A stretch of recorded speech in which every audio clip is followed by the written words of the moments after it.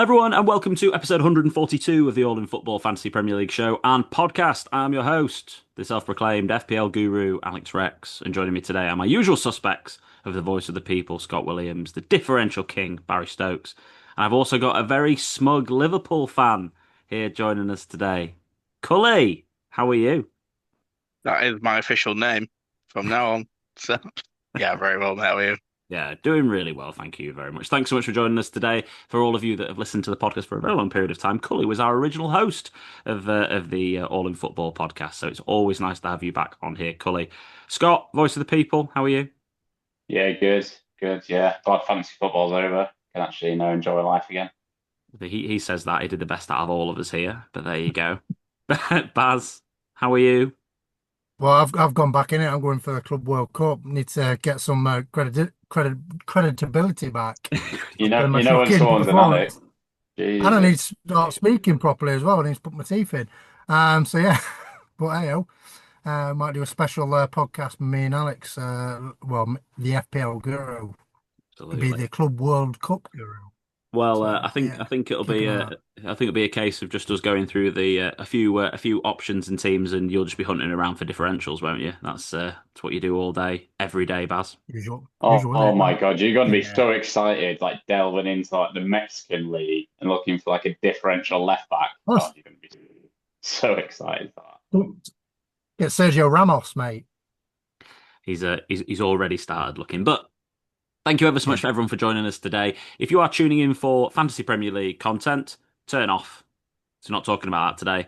We're talking about football and the Premier League season and our review of that. And we're going to look over our predictions, talk through the Premier League teams, what we think they need moving forward into next season, and just a few of the key talking points because we want to. So follow us on our let's say social media platforms first: On Football Pod, On Football P, Twitter, Instagram, and TikTok. Follow the FPL Affairs Facebook group. Don't forget to like the video on YouTube and subscribe to our channel. Give us 5 stars wherever you get your podcasts from.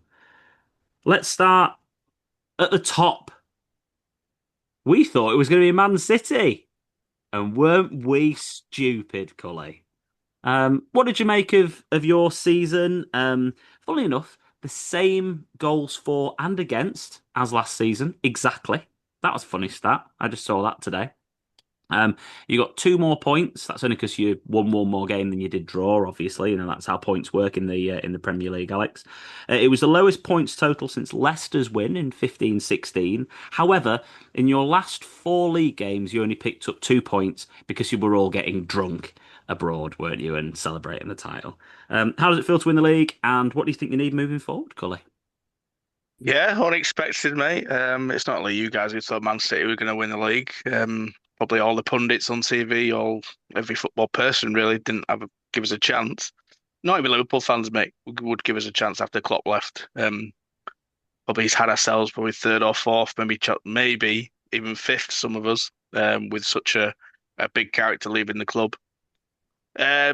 Yeah, fantastic. The 84 points is what it is. Like, yeah, I know you've said the caveat already, but we've come second with 97 and 92 points in the past. So, I mean, come on, just give us one. So we were with 84 points. We've won. You won the league with like 78 points once. So I think it was it, less. I think it was less than that. It was like 75 points in like 2004. So it was yeah, not 2004. It was an unbeatable season. But anyway, for Arsenal. But anyway, yeah, about that sort of time, we won it with like mid 70s. yeah, Yeah, yeah. No one in 10 years' time is going to count the points in it on the trophy, except for the Centurions, obviously for City. So, in terms of next year, yeah, it's even though we've won the league, there's going to be quite a bit of change. If I'm honest, we've already seen Fingbom come through the door, obviously Trent leave. He shall not be named anymore. And then we've got Verts and Kirkes hopefully this done this week, which is two big signings that we need a creative midfielder and we need a left back to compete with Robertson because he's getting on a bit. Simicast is probably going to go. Nunes is probably going to go. I know the club have said Diaz is going to stay this week, but I don't think we can turn down a bid of over 75, 80 million, which the Saudis are apparently preparing. And the likes of Harvey Elliott, Endo, Kelleher's already gone. There's probably going to be 6 or 7 out, and maybe 4, 5, 6 coming in. So there's a lot of change, but it's exciting change and a change we need, if I'm honest. Nunes is not good enough, and some of those players are squad players that just don't get any look in the team. Even though they probably deserve a few more minutes, people like Elliot and Endo deserve a few more minutes. Kelleher is a number one goalkeeper somewhere, and he Brentford. deserves his move to Brentford. I Yeah. feel sorry for him now. Frank's gone. I hope he obviously starts under their new manager, but yeah, it's going to be quite a bit of change, and I do look forward next season. I think we'll be right up there again with whoever we bring in. Baz, on the incoming players at Liverpool, what do you make of the Frimpong signing, and then of course Kirkez, who I know we're all a fan of from the FPL season, and of course the star name Verts. Do you think that's what they need, and do you think they need maybe some other players as well? 100% they need that. Great players. I'm worried about Szoboszlai, where he's going to potentially fit in that. But obviously, Wirtz, you can't not turn away that. I know it's obviously big money, but he's young. He's creative. He can go past players. He can shoot from long range. Absolute fantastic signing. Big signing for Liverpool and the Premier League. Kirkez, obviously, we know what he can do, so it's quite straightforward. Um, Frimpong will be nice. I think he'll probably settle in and not be as comfortable on the ball like Trent has, but sorry, Judas. Yeah, Right. I think he's going to be a good signing and look solid, especially with Bradley being the backup as well. Obviously, Mamad Dashvili's coming as well to be the backup keeper and test Allison, so he's a very good signing, even though he was loaned out last season and you signed him last season. I do think they need strengthening at centre half, though, to be honest. I agree. But obviously, if they're selling Diaz and other players and stuff like that, they've got obviously money to burn because they haven't spent it in the last couple of seasons. So they could go out and get a decent centre half. I like the look of Pacho at PSG, but highly unlikely he's going to come. He's good young centre half. So yeah, I think someone like a young up and coming centre half who's already established, who can get better, would be a great signing for him. Got your thoughts on Liverpool and where you see them being next season and the strength, and also it feels like it sets the theme for a lot of the teams this summer. Lots of ins and lots of outs. Yeah, I think Saudi is always a good option, isn't it? When you want to sort of raise a bit of money, someone like a Diaz to go for 80 million, you can strengthen elsewhere. Like we know how good Liverpool are in that sort of those attacking areas, Jota, Salah, amongst others. So yeah, it'll be. I think they're doing. I can't remember who it was a few years ago. They won the league. It was a team that won the league, and they didn't strengthen. And I remember like Roy Keane and that everyone saying like, you've always got to keep moving. You've always got to strengthen. You've never been in a better position to strengthen when you're league champions. So you've got to use that power and use that play your hand. So I think the players that are coming in are fantastic. Someone like Verts wouldn't surprise me if he was in the top 3 or 4 point scorers in FPL next season. It wouldn't surprise me if he hit the ground running. It really wouldn't. 'Cause it's class. Frimpong, always like Frimpong. Just always like a player that is brilliant on FIFA, and he's got unbelievable pace. I think he'll be a bit more well-rounded than Trent was. So yeah, I think they're good, and like you said, they're the keeper as well. I can see the keeper. Alisson's getting on a little bit as well. I can see the keeper at some point potentially getting a run in the team if Alisson gets an injury, and it'd be quite hard to get out. So yeah, I think Liverpool have done the business. Looks like they're doing the business very early as well, which I think is always important. You don't want to slander your club, mate, but Man United in previous years have left it to the last minute. You don't then have the pre-season with the players. You're slow to start. Liverpool want to get the deal's done early, get a good pre-season, and then just carry on where they well, I won't say where they quite left off before they were getting drunk abroad.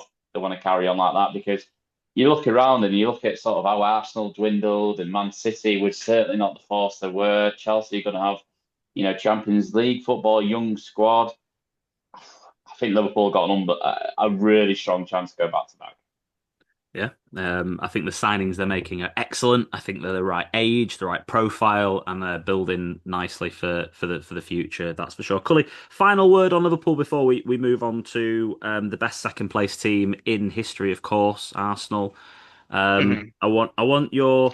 I'm conscious not to tell you how you're supposed to feel about Trent, But if you could, give us two lines on Trent and wrap us up on Liverpool before we move on to Arsenal. Yeah, I was joking before about he shall not be named. Look, he's had 20 years at Liverpool. If he wants to try something new, and he's going to the biggest club in the world, I can't begrudge him. He's probably going to get 15, 20 million fee to join them as well, and he's going to get astronomical wages. So if he wants to wear the white of Los Blancos and win the La Liga, he's probably going to win the Champions League a couple of times as well. I can't blame him. But we move on. We've moved on from players in the past. We'll move on again. So, and I totally agree with what the lads have said. Everything was spot on. I agree with Baz about the centre back. We're looking at probably someone under the age of 24. We're looking at Hoyson, but obviously Real Madrid approached him like they always do with great players. Sick of him. Um, and probably centre midfield. We probably need another body in there, if I'm honest. I know is plays the 10 on left wing or maybe a false nine. So Bosley may drop deeper, but I do think we need a competition with Gravenberch because his legs were falling off after December. I think it's all about next season trying to build a squad for 4 competitions. So we did brilliantly up until probably March, April, but no one really pushed us. So we could have just like got over the line in third gear. I think next season we need instead of using 12, 13 players like we did most of the season this year, we're going to need 16, 17, 18 players to contribute for the whole season to go far in all the competitions. I know we weren't made the Carabao Cup final, but Newcastle played us off the park and that they looked like they had more energy. We just didn't look like we had energy at all. And obviously we got knocked out in the round of 16, was it? Or whatever, to PSG, I can't remember. Yeah, round of 16 it was. 16, then they Yeah. knocked Villa out, didn't they? Yeah, so I think it's all about building a squad for 4 competitions next year. And yeah, I'm excited. Talking about being able to get over the line in third gear, Arsenal were 10 points behind Liverpool, only 3 points ahead of the disaster season for Manchester City. I think one of the key things to point out, there was a couple of key things to point out. They were 15 points worse off than they were last season. They only conceded 5 more goals, but they conceded 20. They scored 22 less and 19 less than the season before. Arsenal it's the first season under Arteta where they haven't moved forward in a points total. They went from 56 to 61 to 69 to 84 to 89, then back to 74. Scott, to come to you on Arteta to start with, is the media's view of him too harsh and too critical considering the job he's done at Arsenal? Or is this point of he must win a trophy this season or it's a failure and he might lose his job a valid one? I think it's a valid point that it's a failure if he doesn't win a trophy this season. I don't particularly think he should be losing a job. He spent a lot of money. He's run City really close. I thought it was a very tame effort on Liverpool this year. I feel like they dropped far too many points against some of the weaker opposition. They looked decent when they were playing the big boys, but when they were playing sort of the lower league teams, it's West Ham that comes to mind. Teams like they really did bottle it a little bit. You forget until you look back how much money they have spent. They spent a hell of a lot of money, and when you look at the team as well, you kind of wonder a little bit where that money's gone. I think defensively, spot on. Don't really need to do much there, other than keeping some of the players fit, like your Ben Whites, your Timbers, the Calafiores, decent players but quite injury prone. You keep those Saliba and Gabriel, probably the best defensive partnership in the league. I don't think many people are going to question that. Raya's really solid keeper. They got Kepa as a decent number 2 now as well coming in. But let's be honest, they need a striker. It's also painfully obvious that they need a striker. They need, Havertz is not a natural number 9. He's a really decent number 10. Jesus did well when he came in and got injured because he's so injury prone. I think attacking wise, Saka, we know his class. He didn't have a great season when he came back. Trossard's, I think Trossard, I think he's a decent player. Martinelli had spells, but yeah, going back to the original question, Arteta, if he doesn't win a trophy this season, is a fair yes, because you could say, oh no, but it's really hard to win trophies. It is, but then reflect on who's won trophies this year. Newcastle, Crystal Palace, Chelsea won not a big cup, but won a cup. Spurs have won a European Cup. So actually, how get a bit of strength in depth and just really go for like a League Cup, an FA Cup. Do you remember a few years ago when they just won the FA Cup every year? Like that keeps you ticking over as a manager. But yeah, they need to win something for me this year. But I still think if they have runs in the cups and sort of the attacking out, and look, if Man City turn back into Man City, win the league with 93 points, and they come second with like 87, and they win the FA Cup, it's not a bad season. They've got to keep Arteta, but it's always better the devil you know. I've always said this: like managers get sacked far too easy, and look what happens. Look what happened there. When Fergie didn't get sacked, but when Fergie left Man United, they struggled, but then they got a few managers in that ran. Ole did a decent job. Mourinho, best job he ever did, getting that second place finish. It was. So yeah, I've stopped waffling now, but yeah, needs to win a trophy, but doesn't necessarily mean he has to go. Same question to you, Baz, on it, and also just to pick up on one of the points that Scott made there. They've been one of the top spenders out of anyone. They've obviously backed him massively. Is it not knowing where the money's gone, or was last season just a massive washout in terms of injuries? Was it bad luck in that sense? What's your take on the same question about Arteta really as well in Arsenal? So with Arteta, I think he's a bit stagnant at the moment. He's not progressing. He spent majority of his money in defence that I thought, not really attacking minded players. Hence why he's around about the same as he is defence, even though he had loads of injuries. So they're very solid at the back. But look at going forward. I know they're linked with Benjamin Sesko, who's got a decent goal return, to be honest. I just looked at some stats and he's played 53 games, scored 28 goals, 6 assists. So he's like his goal every 1.9 games. So not a bad return. But is he going to do it in that Arsenal team? Probably will, because Saka's obviously the main assist person. You've got Odegaard as well. My only fear is a left winger, Martinelli, Trossard. Are they good enough for Premier League champions? I don't think they are, to be honest. So that could be another option to get a left-sided midfielder. So yeah, I think Arteta needs to obviously look at going offensive now with his transfers, and I agree with Scott. They need to win something because he might be on the chopping block. Look at it, the arch rivals. Ange wins a trophy, gets bombed because obviously his league performance. But that's totally different. But he's won a trophy.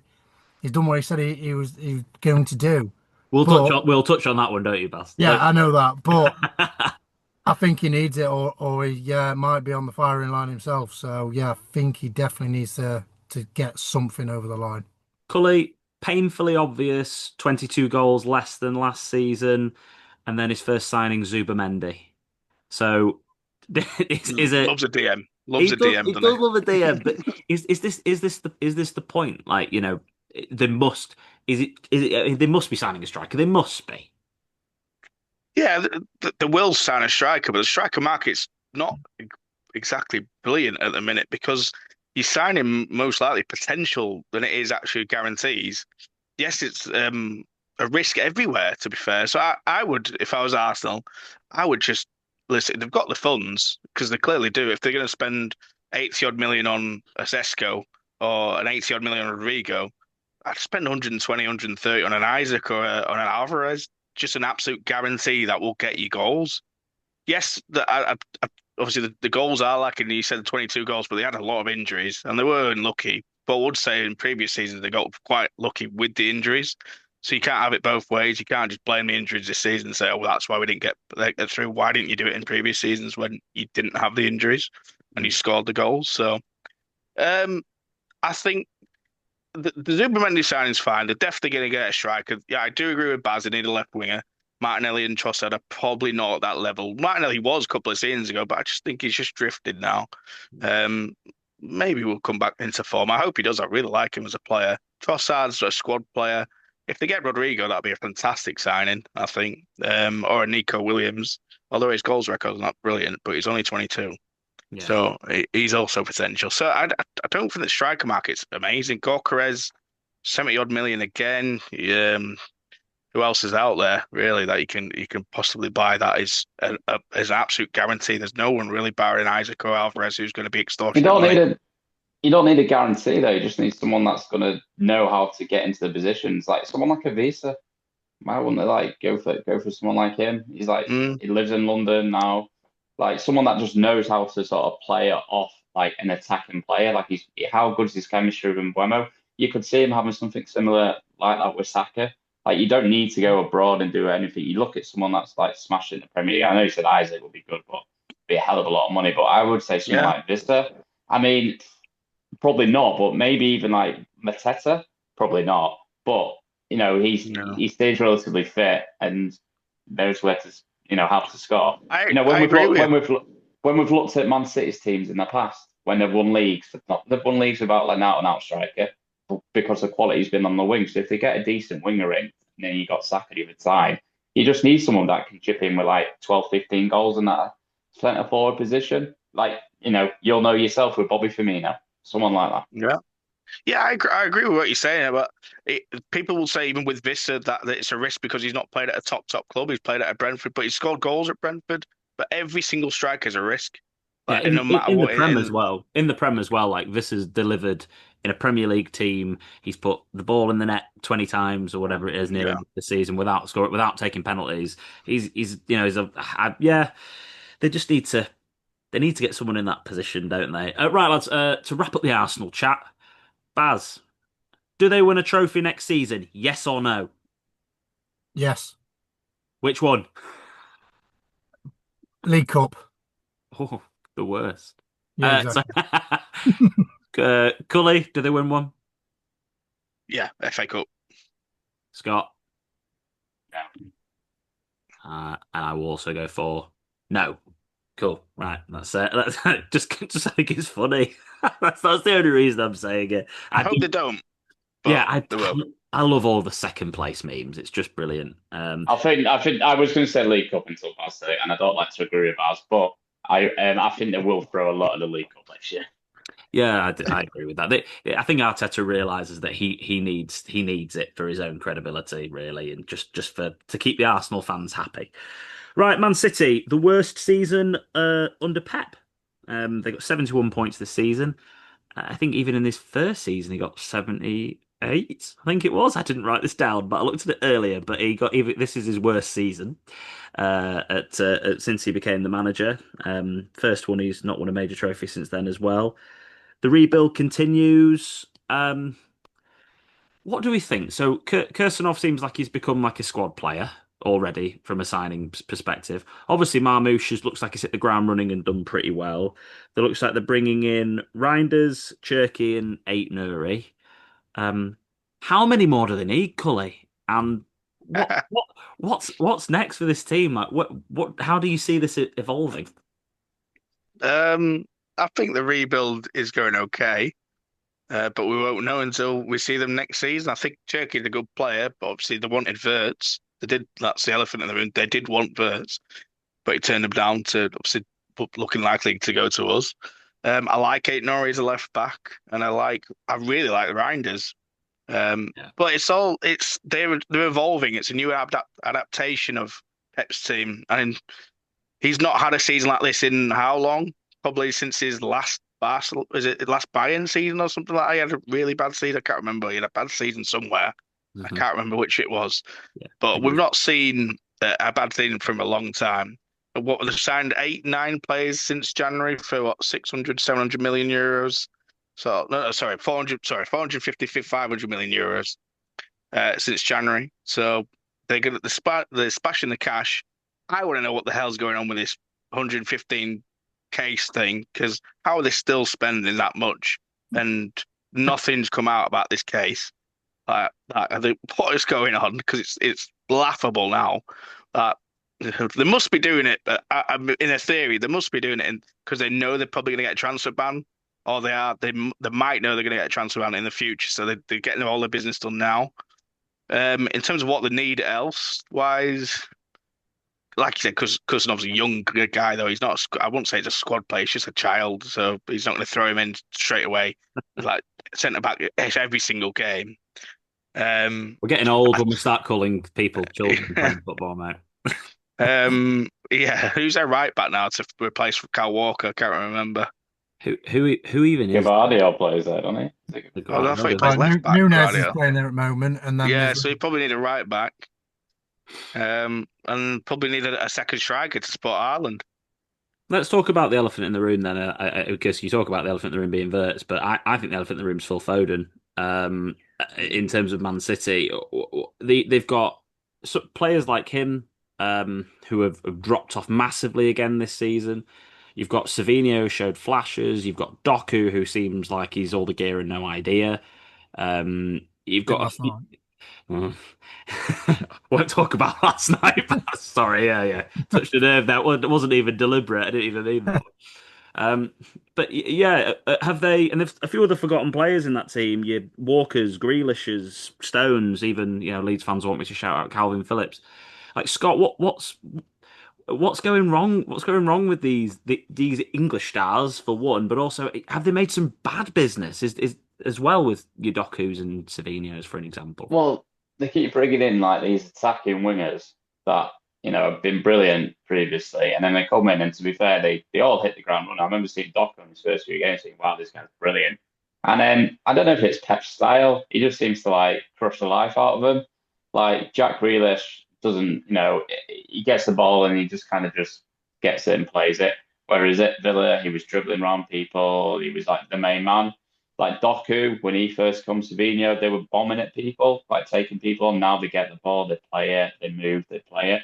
So I think it must just be Pep style. It seems to like be crushing them. The last winger they had for me, who was, that player that would chop inside, score goals, assist, was Mahrez. Since Mahrez, they've not really had anyone that's, the amount of times we play differential draft and you look at Man City options, you're like, not really any, is there? Because none of them are really doing that well.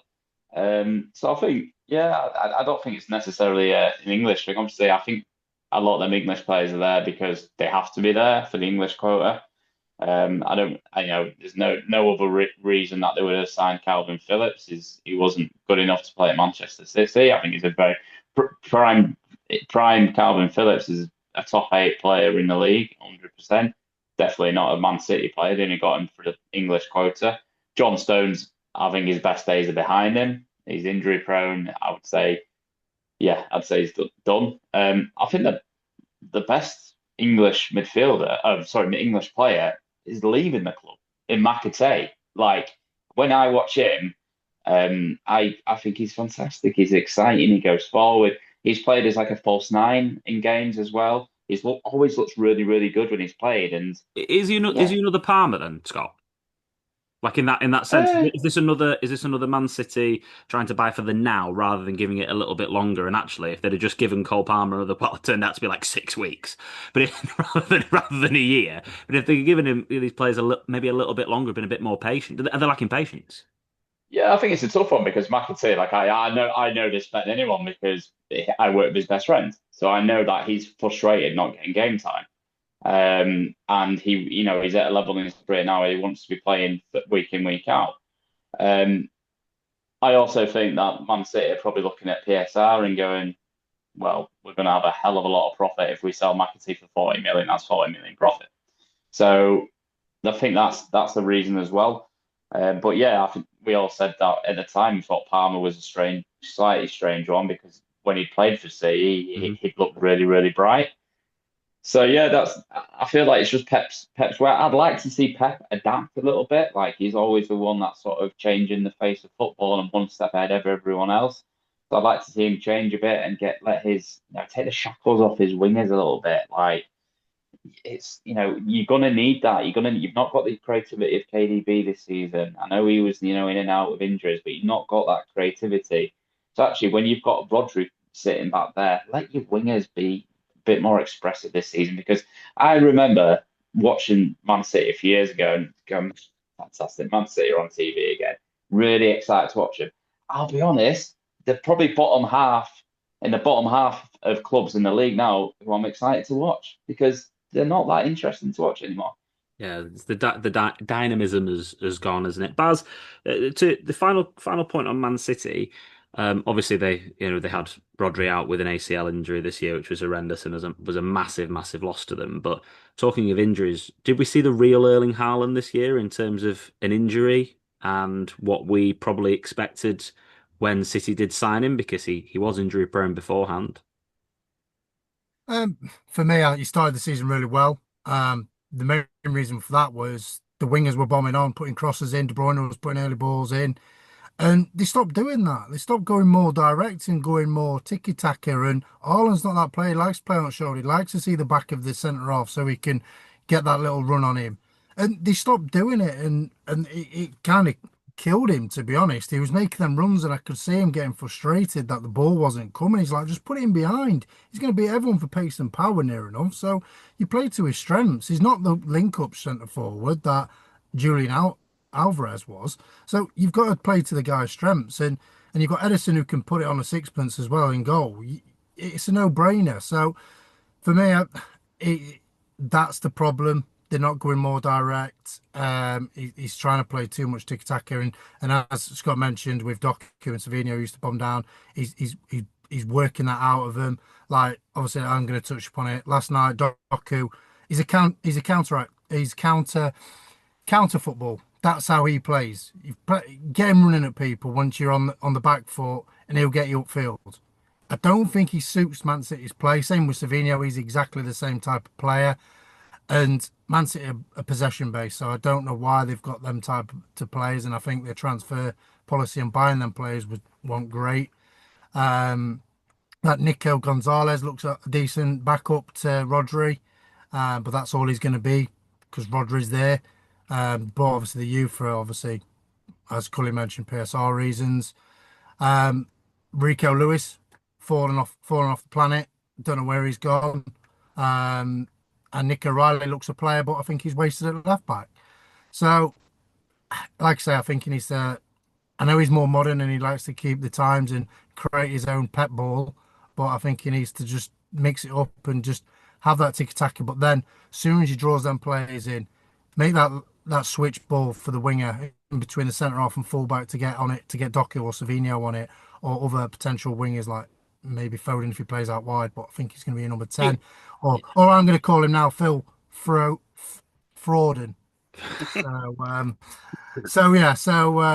Yeah, I think he needs to get back to his best, and hopefully this Club World Cup he can prove that. But for me, I think they need to mix it up, and I not being. remember, I remember when Alan Shearer, when David Ginola came into Newcastle, I remember him saying he used to hate playing David Ginola because he used to get the ball and he used to feint the shot, stop, feint the shot. Shearer would never know when to make his run, Yeah. and that's what Doku and Savinho and people are doing for Haaland. Haaland is the biggest aerial threat attacking wise in world football. He can beat anyone, including the best defender, Virgil van Dijk in the Premier League, to a header. Whip it in, he's going to score more than he misses. I just feel like I know you said about mixing it up, Baz, but I feel like they are mixed up.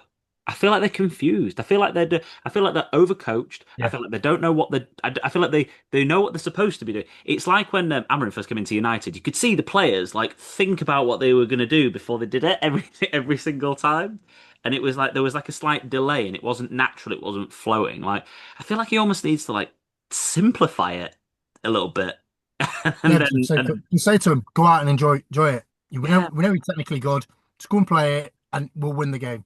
He's just sort of stifling some of these guys. But anyway, well, if there's one manager in the world in history who can turn it around and make it all work and do it right, it's him. You know, he's done it enough times and he's won enough league titles. And you know, as much as I'd love to see them not do very well, they probably still are next season, aren't they?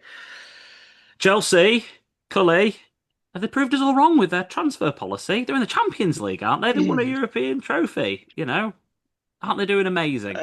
What's Um, about Chelsea? it's a hard question to ask because they've got the results, haven't they? They've got the trophy that they should have won, and they've came fourth, and they've got the Champions League for next season. So it's a hard question to answer to say yes or no to. Um, I still think they've wasted quite a lot of money, and they've got a lot of players. But the thing with their transfer policy is that they can still sell these players on for profit. So a lot of the players they're getting that are quite cheap, and they're still going to sell them on for profit, even if they don't play for them, because they've got sister clubs like Strasbourg or whoever they're going to loan them to, and they do well at these teams, and they're still going to make a bit of profit in them. So probably, yeah, maybe it has proved us all wrong, but. I want to see where they go next season now. I want to see who they buy, even though I don't have a clue how they're allowed to buy because the amount of money they've spent in the last 2 or 3, 4 seasons. I don't know the rules of PSR anymore. But yeah, I want to see how he does. I think I like Maresca personally. I'm happy for him. I don't like them as a club because I think they're a bit plastic. But I like Maresca and I'm happy for him that he's got the Champions League. I'll be interested to see how they do in the Champions League next year and in the Club World Cup. To be fair, I think they've got a chance of winning that. So, Do you think the transfer policy is probably going to stop them ever challenging for the league title though? As in like a 38 game season team. um, It might be a cup team and a top four team with this sort of model, but if they're never going to buy that, they're going to rely on that young player becoming Cole Palmer. You know what I mean? yeah, That sort of. but there's such a bit of a weird club, Chelsea. Like even last like 10, 15 years, like we didn't when Conte came, no one gave him a chance of winning the league. They won the league, and then when Mourinho came for a second time, no one really gave him a chance of winning the league because City and Liverpool were strong at that point, but they still won the league. So they come up with these weird. And then when they won the Champions League, what 4 years ago was it? Three, Yeah, 4 years. 2020. Yeah. No one gave them a chance of that, and they won the Champions League. So they're just a weird club in the last 20 years that they just seem to, spring up out of nowhere when they think they're dead and buried when they'll finish 10th in the league, and the next season they win the league. So yeah, I, they're an odd, weird club. I know what you mean though as well because like me and Baz had Maresca first to get sacked this season and honestly he might be Well done. he might be the first, he might be the person I predict again this year. Like genuinely, I just don't know how Chelsea are going to go. Baz, obviously, we thought he was going to get sacked. Yeah, your verdict on Chelsea for this season and has it been a successful season? Well, winning the Farmers European League, Conference League is great, even though they played like second string team. Apart from when they actually got to the final and had a scare early on because they went behind. But obviously they, they did what they were meant to do. Everyone had them for favourites. I was surprised they actually won odds against, to be honest, like 1-2 to win to win the trophy because they were so dominant. It was unbelievable. For me, getting fourth, yeah, I think they've done really well. Obviously, they had shocks along the way where they had some shocking performances, but they were picking up draws, not losses. So then 1 points have made him go through. Still not convinced on Maresca, so I totally disagree with Cully. I just don't understand his style. Keep it, keep it, keep it. It's a bit another Pep, to be honest. And the transfer policy, yes, it's great. It's like me playing Football Manager, signing every single player under 23 and letting them progress to be great and then sell them on for massive profit so I can do the whole cycle again. Um, so, but they keep buying wingers. They don't sign a centre forward, even though they've signed a lap now, but they're all signing like wingers, and it's like, we I don't understand the model on that front. And it's like, you need to look at other potential outfits instead of a winger or well, obviously Delap now is obviously signed, and I think he'll be a good signing. I think he might challenge Jackson more than what people think. So I'm not 100% convinced. And I think it's going to be maybe Conference League next season. And like you said it as well. I think he might potentially get sacked if it don't go right early doors. I think this But sorry, Al. As they've got 8 keepers. So Well, yeah, there I, is that as well, but I didn't want to touch upon that because everyone knows they've got that many keepers. Yeah, so I wouldn't like when it comes to their transfer policy and their strategy. I wouldn't just think of it as a normal club, like No. just that club that are going to pick out the best talents in Europe or whoever they think the best talents in Europe are. Buy them no matter what position they're in. They could have a 12 in that position already, and be like, okay, I'm going to sell this person in 3, 4, 5 years or whatever. Loan them out for a couple of seasons, sell them for profit or double the money, and that's their transfer policy. It's not like a squad building transfer policy like Liverpool did under Klopp or Hmm. whoever. It's not that. It's just that, and we just need to treat them as a separate entity. I think. Scott, you had them as the I highest t- paid. I've always set it up as Oh, sorry about Ted Bowley setting it up as an investment. So he's signing all these young Yeah, players who can make profit. He's turning it into a yeah. business, not a football team. Because we're all screaming out that they need an experienced centre half, but they're not going to buy him. They're going to buy probably, I don't know. I mentioned Pacho again. They're probably going to buy a player like that. I've got to, Probably. yeah, I've got to say fair enough as well to Chelsea to Maresca at the end of the season. She sorted the defence out, and they were awful start of the season, and they sorted the defence out at the end of the season, but also they didn't have Jackson, so like they had almost like an extra defensive player on the pitch, and it didn't work out for Palmer. Scott, you had them finishing the highest in the table. The quick question, Max. We'll move on to Newcastle next, but do you see them being up there again, top five again this season? Yeah, I definitely can. I mean, I think it all depends on what Man United and Spurs do this season, to be quite frank with you. The clubs that you think will be competing around there are pretty, the Newcastle's, Villas, they're in Europe, so how is that going to sort of hamper them? But yeah, what I will say as well is their best player was out of form for half the season, and they got a trophy and finished fifth. So regardless of what the transfer policy is, and I agree, absolutely mental. Yeah, Round of yeah. applause for them because when a few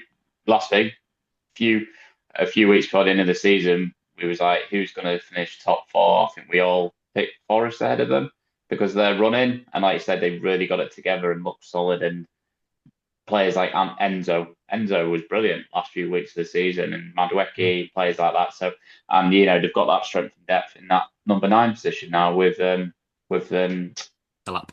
Delap, and I'm looking forward to see how he does there. Yeah, they fair play to them at that point. I Yeah. say it was amazing all season as well, by the way. 100%, He was, and if Lavia is fit Yeah, as well, then they've got even more strength in the centre midfield. It's should have just signed one of them, Cully, at some point. Really, drop the ball on that one. kept Oh well, trying, kept they'll trying, be regretting their life, won't they? kept trying it, mate. Kept trying it. Newcastle first major trophy in 50 years. We all had them in. Well, we had them sixth, and seventh in our league predictions. They ended up coming fifth. They should have probably come sixth on that last day, but never mind. Losing to Everton at home was a shocker. I mean, if they'd have not made the Champions League by losing to Everton 1-0 at home at the end of the season, they'd have been pretty gutted, I think. But fortunately, Man United and the referee did everyone a favour, other than Aston Villa. Is it a case then, Scott, for them to more about holding on to their players? Because as a contrast to Villa, and let's just put Villa in at the same time as Newcastle are in this conversation. Villa seem like they have to sell people now because of PSR and everything else and whatever else. Whereas Newcastle, it seems like they're linked with like Elanga and they don't have to sell Guimaraes and Isak apparently. They seem like on completely different planets, really, in terms of where they're at. What do you make of the two of them? And yeah, is it Newcastle? Do they need to just keep hold of the best players, really? Yeah, I think Newcastle do. I think you've always got to freshen it up. Going back to my previous point, you want to bring in some fresh blood and keep the team on the toes, and then they're never going to be in a stronger position than they are now. They've got Champions League football. They're going to attract the best players. I'd look at someone like I keep saying his name, Mbuemo, like someone like him. Mm. If I'd go for if I was in charge of Newcastle. He's turned them down. No, well, there we go. Didn't know that. Get paid double There we at go. United, that's why. Yeah, exactly. Well, exactly why. Yeah. It's exactly the reason why I get double his wage, right? So it's just the way it Yeah, goes. but I think Newcastle, they just need to kind of I think they need a bit of strength in the back, especially sort of centre back positions. Trippier is, on his last legs. I think they've got some really exciting sort of fullbacks though. Got Livramento, looks like a brilliant player going forward as well. Guimaraes, Tonali, really strong end to the season for both of those players. Someone like a Jacob Murphy, had a much better season than probably any of us would have thought as well. So yeah, I think Newcastle keep hold of the best players and bring in a bit of fresh blood. And yeah, let's be honest, this is the best season they've ever had in our lifetime. So yeah, Villa-wise, I hate PSR. I was talking to someone at work today about it. I really wish they'd just get rid of PSR. I actually feel sorry for clubs like Newcastle who have got loads of money. I know that sounds weird, but Man City came in, Chelsea came in years ago, had loads of money, bought all the players, won the league. Now they're kind of set a little bit. Whereas, do you know what? If clubs can't look after themselves, that's on the clubs. Then they've got the fit and proper owners test. They need that an independent body like Gary Neville bangs on about all the time. I agree with. So PSI has become a bit of a joke. So I do feel sorry for a Villa. Really like Villa. I think we all like Villa as a footballing club. One of our oldest football clubs play really expansive attacking footballers, but need to sell players, and it's going to be a real shame if they're going to have to look at maybe selling Ramsey or Rodgers. We mentioned Arsenal and their attackers earlier. Are they going to go back in for Ollie Watkins again as a number 9? So it's going to be quite sad to see that, especially when they sold Duran for a lot of money in January. But yeah, it is a weird one. I hope Villa can keep hold of their players and sort of have that good run in Europe again, like they did last season. But yeah, do worry a little bit for Villa. But yeah, Newcastle bringing a bit of fresh blood. The, And the, yeah, exciting. the PSR situation is really frustrating because I've always been of the belief that every team in the league should be able to spend the amount of money, obviously that they can afford to without going out of business, but the amount of money that the team in the league at the top who can spend the most amount of money, it needs to be on that level. So like if Man City can spend 300 million quid, then everyone else can, or if they can make that amount, if they can spend that amount of money, then so can everyone else. Like you can't sort of stifle the investment, because if you're stifling the investment, you're just basically just letting the bigger teams continue at the top, and it takes them years and years and years to compete with it. Which I know is what frustrated Newcastle when, so like they're obviously the richest club in the league because they're owned by an entire state and country, but if they should still be able to spend the same amount of money as Man United and Man City. It doesn't make it an equal playing field. That's what frustrates me about the PSR thing. And this is the perfect example with someone like Villa. Like it's just stopping and stunting their growth, isn't it? So they're gonna have to sell a couple of these players. Uh, Cully, your version on Newcastle and Villa, and then I'll come to you on Forest, Baz, if that's all right. Yeah, I don't think I could add much more, to be fair. I think, yeah, you are right in terms of Newcastle. The most important thing is to keep the players.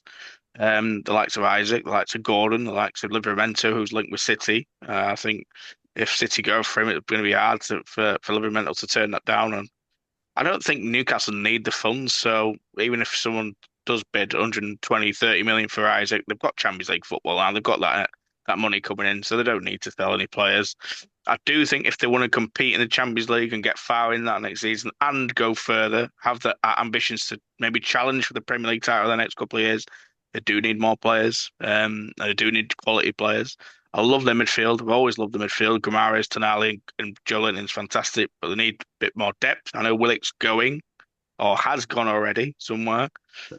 I do think they need more depth than Jacob. Even though Jacob Murphy's had a great season, I think they need a better player at right wing. I know Scott mentioned Mbeumo, but obviously he's chosen United. I think they do need a right winger, and they probably need two full backs and a centre back. If I'm honest, probably if Pope's going as well, a keeper. So a lot of work to do to go forward with the team. But I don't think it's a bad squad at all. I think it's always going to be a half decent squad. And I had them fourth this year in my preseason prediction. So I was really annoyed when they lost that last game because it would have won me our table bet. With them coming fourth. So really annoyed when they lost. But I like them. Champions League football last time it did scupper them in terms of their energy. So I want to see how they'd cope with that again. But I think they'll be fine. I think they'll be top 6, top 7 again. When it comes to Villa, totally agree with Scott. I really like them as a football club. Really want them to do well, but I have no idea how PSR works. I don't know why they're in this situation they are. I don't know why they can't spend money. Like a month ago, I heard Man United were in a terrible position PSR wise. 2 days ago, I heard they're in the best position along with Chelsea to spend money along in PSR. So I don't have a clue what's going on with it. So I don't know Brown really. envelopes, mate. You sorry? Brown envelopes flying about. Yeah, it must be. Yeah, I hope they keep their players, and I hope that they add some quality to their team. So I really want them to do well. They get the Conference League, did they, in the end? Or did they get Europa? Europa, yeah, Europa League. Europa. I hope they go and win that next year, and then get in the Champions League the following year. Because I really enjoyed watching them in the Champions League this year. Hard to win Europa League, because it's hard to win yeah. it. Yeah. Well, Spurs can, anyone can. No, only Ange, mate.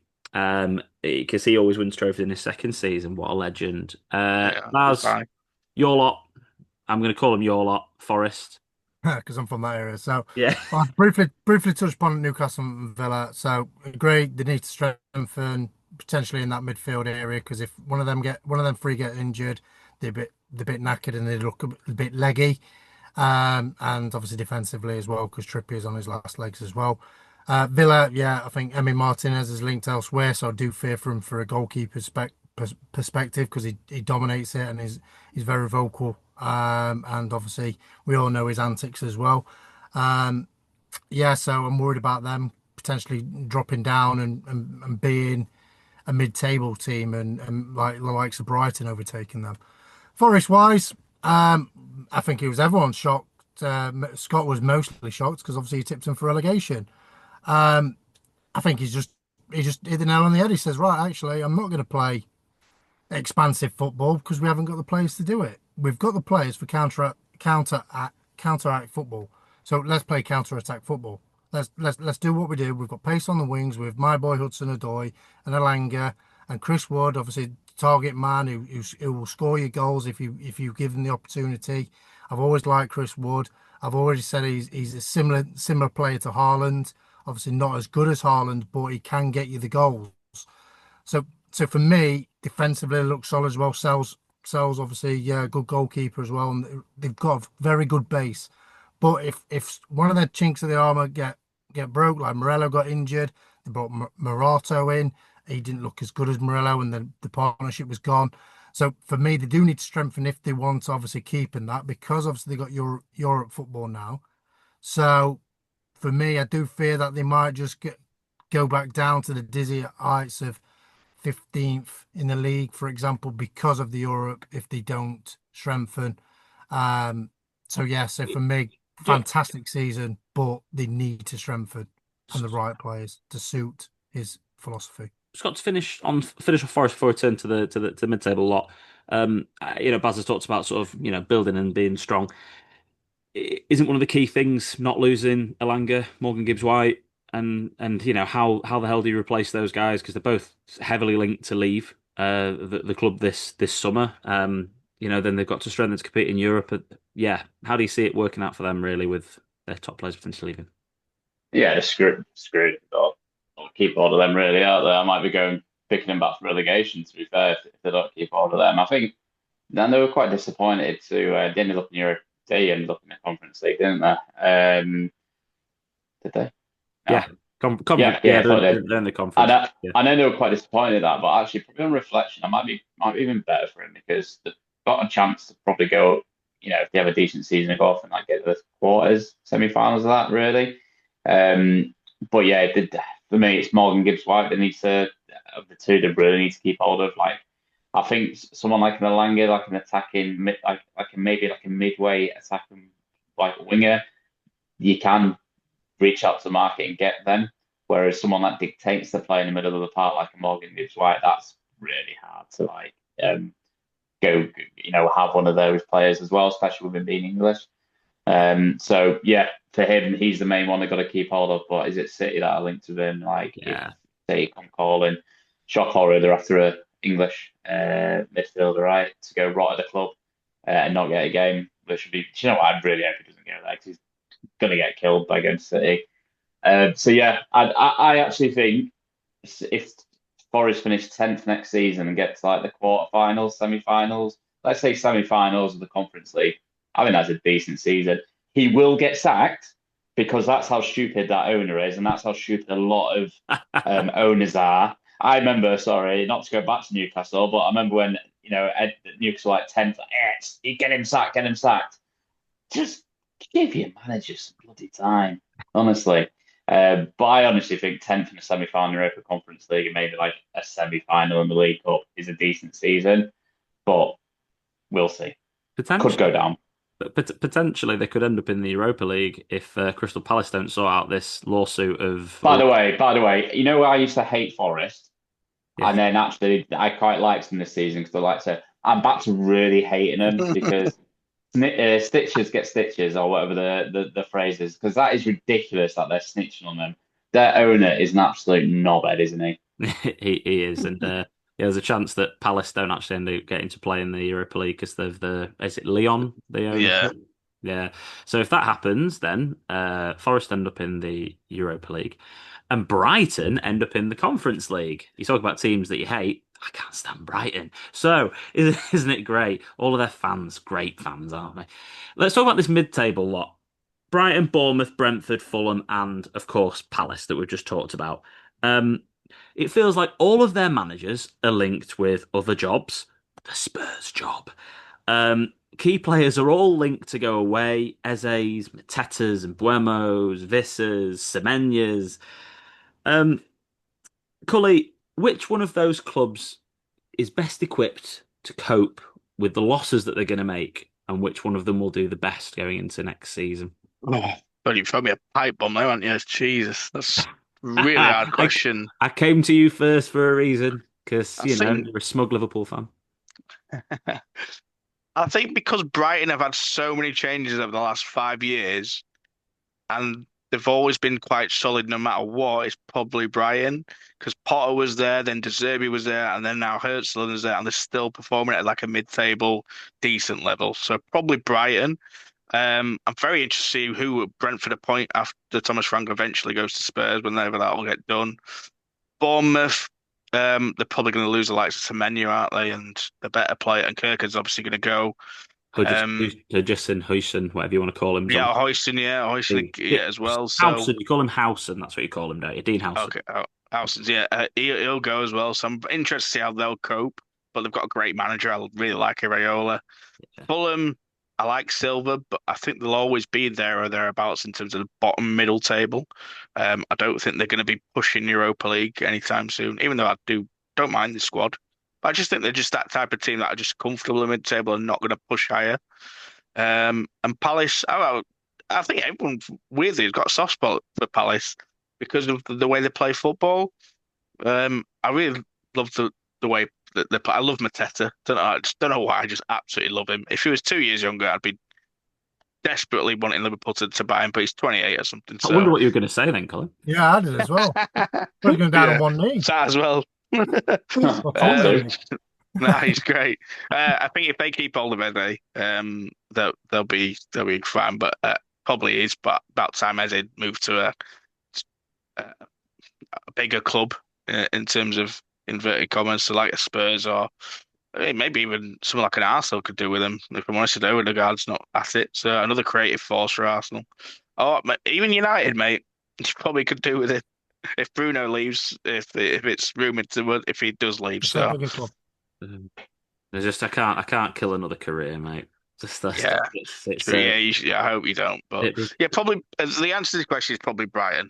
But if they're going to lose X, Y, and Z, they'll probably cope the best. it feels like they're going to lose the least amount of players, doesn't it? Because they're like it feels like they've also got half decent squad depth, and they're all sort of the same sort of player.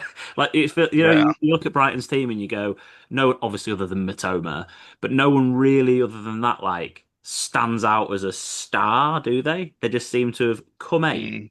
with a pretty strong squad, and they seem to be run really well. I agree with you actually, Cully, on that. I think It's just a consistent they're style of play through the last three managers. I think that's why they've nailed it perfectly. Like Potter was an attacking manager who had a system. De Zerbi's the same, had a system, and they've just built on the system. They built players around the system. So I think that's why they're a solid club who won't be anywhere near the relegation zone. I will come to you, Baz, on Brentford specifically. So if they lose Mbuemo, they lose Frank, and potentially they lose Visser or maybe a defender. Do you fear for them, or do you back them considering the business that they've done previously and this, that, and the other? It's a tricky one. I know they're a very stat-based team, and obviously some of the signings that they make were like, who the hell's that? Like Coyote from the new right back that they've signed. I'm like, who's this guy? And then I've seen him play and thought, he's actually pretty decent, to be honest. I picked him, I think once or yeah, once on the differential draft, and obviously shock he was 0% owned. But for me, Frank leaving and Bumo leaving, Collins is linked as well with numerous clubs. I do fear for him on that front. Um, and they might be around the 16th, 17th spot. And I can't see him with his stats. I can't see him again. But obviously, the new striker, he has obviously been injured, so he was really, really good. He had some good stats previous, but same a bit like Nkunku, he got injured as soon as he got there. So hopefully he can come good. But who's going to give him the ammunition? You've got Sharda maybe, Carvalho if he stays there, because I know he was linked in January with numerous clubs because his agent Okay, wants him out. I think his agent's his dad. So yeah. So for me, I do like Brentford regarding the stats based and how they play, and Thomas Frank's grown on me after obviously our defeat against them in the playoffs, but. I do think they're a team that will struggle because of that many key players losing, and obviously you can do all the stats in the world, and I don't think you can count on that many players going and a new manager on top of that. So for me, I think they will struggle the most out of them teams. I do agree with Cully though. I think Brighton will be the best, and one player that I rate highly more than Matoma is Belieber. I think he's looking like a Casado in the making again, and he's linked with obviously numerous clubs again. Bournemouth, I think if they lose that many players, I think Ariola might walk. Fulham, I do have a little soft spot for them as well. And I think I agree with Cole. I think they're just happy staying mid-table. And I'll just briefly touch on Palace. I think if Eze goes and Mateta, I think they probably they will struggle massively because that's the bulk of their goal scorers and assists. So It's the Gahey Wharton Eze problem. That's their thing. It's their spine. That's the big yeah, key factor. Scott, I want to ask you about Palace specifically. Um, Specifically Palace. Can I talk about the other team? Specifically. Um, yeah, no. why not? um, but first ever major trophy. What I mean, what an incredible story! And do you see them pushing on under Glasner next season, or do you see what's the key things for them? Yeah, I agree with Cully. I think well, I got a little bit of a soft spot for him. It was really, really nice to see them win the FA Cup, and by the way, not fluke it either. Played really well.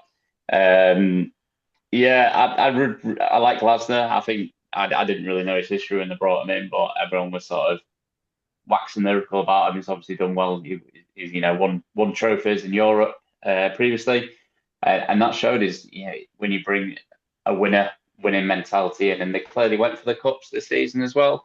I think a lot all those teams on the screen right there, including Everton, would take that position and an FA Cup hands down at the start of the season. Easy. They would all take 13th, 14th, no problem, hands down, and take a trophy. The way they play football is fantastic. You saw it with the winning goal in the cup final. That counter-attacking play, they're frightening. Let's not forget as well, they lost one of the best players in Elise in the summer. They'd long, Eze, he's brilliant, but he's injury prone and he was out a little bit this season. But they've got quality, and I never really rated Mateta when he first came in. They had Mateta and they had who was the other lad they got from Scotland. They brought them both in together. Edward. Yeah, Edouard, Edouard. yeah, also, and they both, I think they brought them both in the January window. Might be wrong, but I feel like they both came in together, and I thought they were both really underwhelming. And then obviously Mateta was really good. The season before last, he kind of broke out a little bit, started scoring goals. And like you say, he's a character. Like he got smashed in the face in the FA Cup, didn't he, against was it Millwall? And it doesn't look like it affects them so much. A few games here and there. They've got some really good young players in that team as well. The spine's really good. I really like Henderson as a goalkeeper. I think he's been class wherever he's been.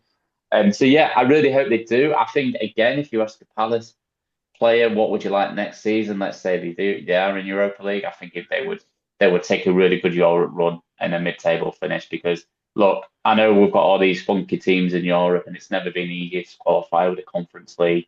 But for teams like Palace, and Forest these days, being in Europe is a rarity. So I think their fans just want probably like a really good European adventure.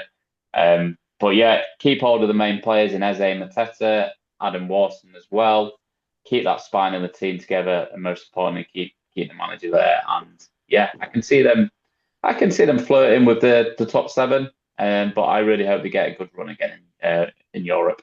With the Europa League situation, it's funny because I'll just put this to you. Everyone was talking about Man United and Spurs being in the final and that meaning they were getting the Champions League, being a complete disgrace.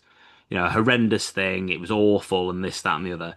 I put it to all of you on the screen, and I'll ask you, Cully, because you hate Man United the most on the screen.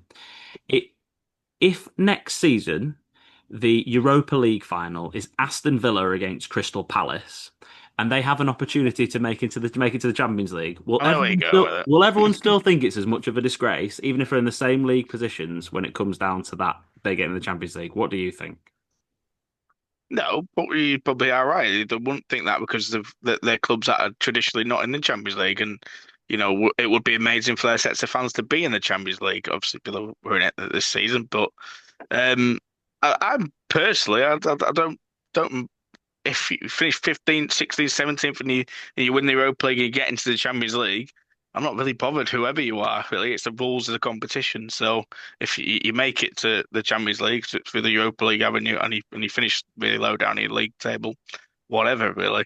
Yeah. So to answer your question, probably yeah, you are right. If it was two different teams, yeah, there might be a different viewpoint on it.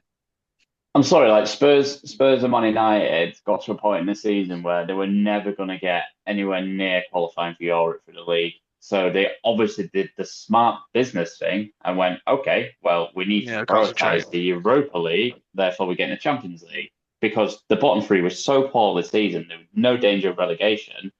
So for me, as a business sense, it made absolute complete sense to do that. So yeah, I'm surprised by people sort of mocking that a little bit, but people just like to mock, don't they? I did find it quite funny that one of the teams who were just desperate for the trophy in terms of Tottenham, and one of the teams I don't think give a crap about the trophy like United. They just wanted the Champions League and the money that was involved with the Champions League. I think it was just that half and half. That one wants the trophy and one wants the Champions League money, and that's it. So I think if it was Villa and Palace, it'd be about the trophy, but again, it would be about both things, wouldn't it? So. Lads, I'm getting harassed by some children, so I'll pass this next question on to you, Scott, to start with. 'Cause I know you've got to shoot off shortly, but the teams here from 13th down to 17th, they've all got new managers for the first time for a full season. Um, who do you think is going to do the best out of these lot, and who do you think is going to do the worst? A question to all of you, Scott, to start. Cool. Who I think is going to do the best? I am going to say the best team is whoever gets in Buemo. I know Spurs are looking at potentially hijacking him with Thomas Frank. I think if Thomas Frank and Buemo go to Spurs, I'd say Spurs. If he doesn't, you'd like to think Man United, especially I know the high heavy link with Victor Gorkrez, or what his name is. So you'd like to think them. So I would say whoever goes to where Mbeumo goes will do the best. Apparently he's a god in my eyes. And who will do the worst? Well, I think Everton have done brilliantly under Moyes. I think it's a toss-up between West Ham and Wolves for me. West Ham need a really good summer. He's been really underwhelming when he's come in. Wolves have looked good to get themselves out of the bottom three. I really like the manager, really like him as a human being, but they've lost Cunha, they've lost Nari. So their recruitment is going to be massive. So I will say the worst team will be, say, Wolves, just because of the players they've lost. Sorry to everyone that I was getting harassed by my two children who came home from nursery and decided they wanted to come and join in with the podcast. Thanks, Scott. So, best and worst again to you, Cully, but also I want to get your take on the Man United rebuild from the smug Liverpool fan perspective. Where do you realistically think we'll end up next year? Tell me. Well, I don't know because it generally can't get worse. I know one of you going to say, "Oh, it can," yeah, but it generally can't get worse. You can't get worse than United. 15th and no trophies is as worse as it possibly can get for you. I think you'll probably finish something like eighth, ninth, seventh, seventh, eighth, ninth next season. I don't think you're quite going to be good enough to be top 5 or 6, just with the teams that are above you as well, the quality of them teams. Um, we don't know what the players are going to be like. Yeah, I know they've been successful at if you get Bremer, been successful at Brentford, been successful at Wolves as Cunha. Gorkos, if you get him, being successful at Sporting, but United has been a graveyard for so many good players in the last however many years. I think Rio said it on his podcast reading recently. He bought 49 players in the last like 7, 8 years, and I think probably you can name 5 of them have been a success. The Or maybe recruitment since has been, have you seen really quickly, the recruitment feels like, that Mr. Blobby bit where he comes in and he's just like coming in and like blobby, blobby, blobby and everywhere and he's like Bastard. knocking everything over. Just so chaotic, hasn't it? It's just been like that. 12 years, yeah, It's been 12 years, mate. sorry. Since Fergie left, that's what his point was. Since Fergie, you bought 49 players, and probably about 5 or 6 have been a success. The rest have been pretty terrible. So I don't know what these players are going to be like. On paper, they look good signings. And Bremo looks a very good signing. Cunha looks a very good signing. If you get Gokers, I think he will score goals for you. But you need probably 8, 9 players, probably, and to get rid of that many amount of players as well. So I think you'll probably do the best out of that group because I don't. Maybe Frank is going to prove me wrong and have Spurs in that type of conversations of bottom end of Europe. Because I don't think their squad's terrible. Actually, I think they probably need about 3 or 4 players, and they can compete for the bottom end of Europe. I know they finished 17th, but they had a lot of injuries, terrible injuries as well, and it scuppered quite a bit of their season. And I agree with Scott. He'd say the Wolves or West Ham. I've got a soft spot for Wolves, obviously, because my childhood was half in Wolves. So I hope they stay up. I don't think either one of them is going to have a danger of relegation. No, we're going to come on the 3 relegate promoted teams. Sorry, in a second, and how they'll do. But I don't think West Ham are going to have a good season next year. I think they'll lose Kudus, and I think they'll lose Paqueta. I think he was away from the squad in terms of their lap of honour last game of the season. So I think that's a big inclination. He's leaving, and he's probably their best player. And I hope Wolves do okay in terms of their recruitment, but neither will be in danger of getting relegated. Everton will never get relegated. They're just always going to stay up. So yeah, you hope they don't, obviously. I completely missed the answer to the question. If you covered Ange, Scott, when the kids came upstairs. I don't know if you did. Did you speak about him on there? No. No. I'll do that as a final question for all of you, really, because I know you've got to drop off, Scott, in a couple of minutes. I'll start with you. Fair or unfair for Ange to get sacked? Cully's just touched on the injuries. He's got them in the Champions League, but they came 17th with 38 points. What do you think? I think it's pretty harsh. Like he came in and one of Spurs' all-time greatest players had left in Harry Kane. So you've already got him. You've got Son, who's not been anywhere near at his level. He's certainly, shown his age. He's shown his legs at the moment. You've got someone like a Madison that's not really shown his full potential this season. And then you've got, like you said, the injuries, Van Veen and Van Veen. And Van Veen. That's Van de Ven. Van de Ven, sorry. That's Scully's ex-player. We can't talk about him. We can't talk about him because he's been done for assault. Yeah, on his ex bad times. Anyway, Romero, you had a lot of injury, even the keeper. Like, I know the keeper they signed it all right when he came in, but Vicario is much better. So I think it's really harsh. Like, you've got a team now that's just won a trophy. They're going to be bouncing. They clearly, all come together. They're going to have that camaraderie. They're going to take that into the summer. They're going to take that into pre-season. They've got a taste for it now. And then they look to the side and, the guy who's led us there is not there anymore. So I think it's really harsh. I think as a Spurs owner, you go like, let's back him in the window. Let's back him, not maybe necessarily fully on Ange's style of football, just in case, but let's back him with some new players. And let's see how he starts the season. Let's get the players fit. If he starts the season, give him 10 games. Not saying that, but in the back of your head, give him 10 games. If they've only got a couple of wins and they're struggling, get rid. You've got to. But actually, I think the momentum from that cup win could have really taken him into the season. So yeah, that's my. I feel sad that our manager's gone. Uh, Thank you, Scott. And if you need to drop off, of course, feel free. See you later, boys. Thank Been you a very pleasure. much. Right, right. Baz, your thoughts then on Ange? I didn't get my thoughts on all the others. So Well, I'll just stick with all, you can all Scott. that, shall I? No Scott one wanted to Been do cares who you bombed think. by the old oath.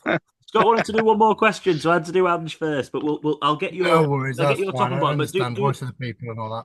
do Ange. Go on. Right, so I'll start with Ange. Honestly, I think it's fair. He's done what he set out to do. He's got a Champions League. His league performance isn't great. The new manager's coming in, start of the season, build his own players, and instead of 10 games in, can't buy his own players. He's stuck with Ange's team. I think it was right. And Ange himself probably would have thought, I've done what I need to do. Can I take this any further? And it took him too long to realise actually I need to change my ways. I can't keep playing this way. And how he set up in the final was totally different to obviously how he would usually play. Started So on bust, didn't it? yeah, I think he learnt his way, but it was too late. And I think the sword was drawn, even win or lose. I think he was going. For me, I do, like I mentioned, it's fair. Obviously, I like Thomas Frank, and I think for Tottenham wise, Romero's linked with Atletico Madrid.